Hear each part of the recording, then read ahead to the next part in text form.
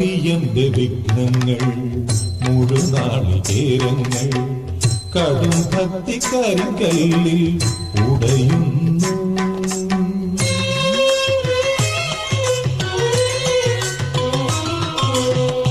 അടിയന്റെ വിഘ്നങ്ങൾ മുഴുനാളികേരങ്ങൾ കടും ഭക്തി കരിങ്കല്ലിൽ ഉടയുന്നു.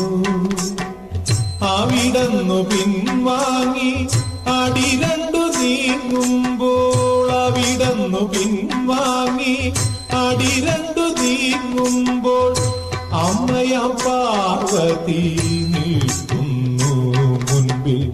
എന്നാമ്പൽ കൈയുകൾ കൂമ്പ